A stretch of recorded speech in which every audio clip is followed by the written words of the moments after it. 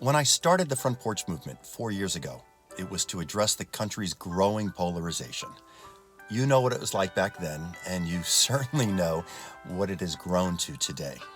Well, as we start a new year and another presidential election upon us, my curiosity got reignited, and I am once again in search of voices that are unheard across America. So come along. Our first stop is going to be Nashua, New Hampshire, home of the nation's first presidential primary. Here we go. They have to implement new taxation or increase.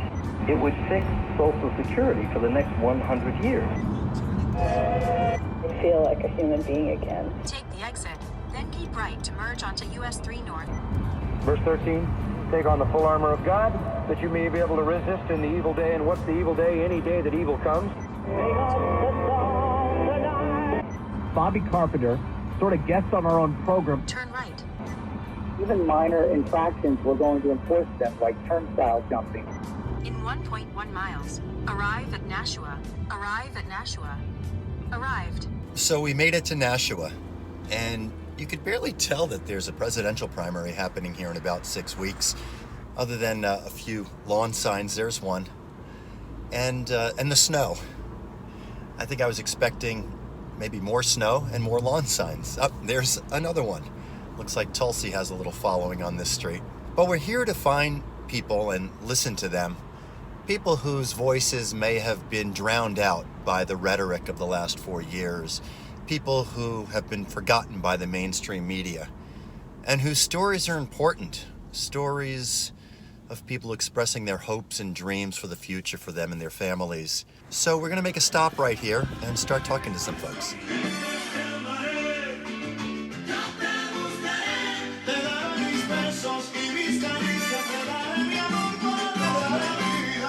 My name is Jafet Rodriquez and I'm 18 years old. Where are we? We are here at Pequeño Barbershop, Nashua, New Hampshire. We have one barber here, Pequeño. Hi, Pequeño. Hola, how you doing? Hola. And what are you doing here as an 18-year-old? I'm here, just finished getting a haircut. All right, looking good. Thank you. Saludos a Rubén Rodríguez. It's Ruben up there. Ruben Rodriguez. Best friend. Show me who we have up here. Un saludo especial para Rubén Rodríguez, de parte del Pequeño Barbershop. He says a very special guy right there, Ruben Rodriguez, best friend. And he comes here. He gets his haircut. Yep. All right. Well, let me ask you something about just what's going on in the country. So you're 18 years old. You're going to be voting for the first time. I am. Do you know who you're going to vote for? I do. Without telling me who you're voting for. Okay, whisper to me. Who are you voting for? Okay, I now know. So now I know, but folks watching this don't know. What is it about that candidate that you think could help improve America?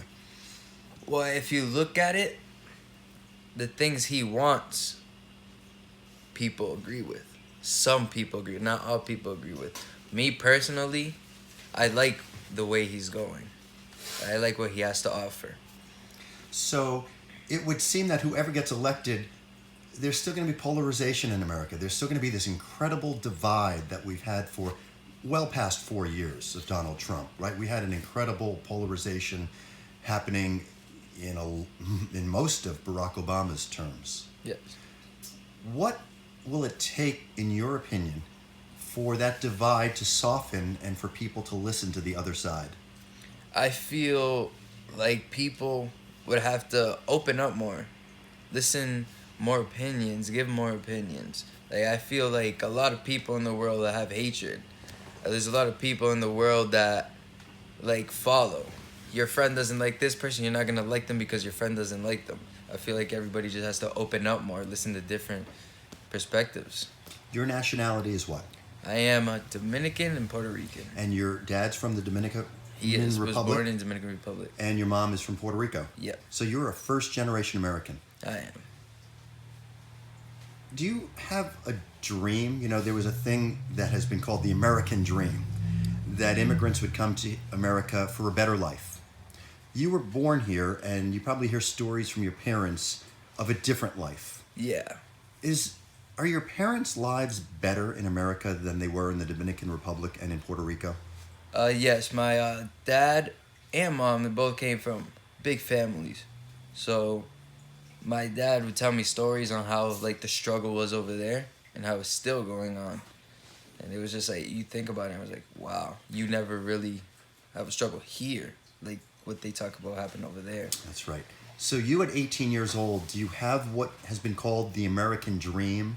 And how would you define that if you do recognize one?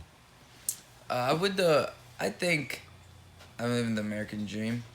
I'm not really going through anything. I'm not really struggling. I think right now I'm okay. You graduated high school. Graduated high school. You're in the trades. You're pursuing yeah. electricity. Yeah. And you've got a job. I do. So if I were to ask you, what is the American dream in your mind? I feel like the American dream is having not really an obstacle, going the path that you want to go. Like I chose my path. I wanted electrical trade, so I had the freedom to go ahead, go to school, and I know there's people that some countries can't go to school. I had the freedom to go to school and learn that, and now I'm working where I want to work. So that's the present. If I were to ask, what is your American dream as a first-generation immigrant for the future? What do you hope for the next 5 or 10 years for you? For me, just everybody to get along, for everything to be nice and happy. And how about personally, though? You're 18, so at 23 and at 28 years old, where do you want your life to be? I want to be big. I want to be professional. Hopefully. All right. Jafet, thanks for sharing some time. Thank you.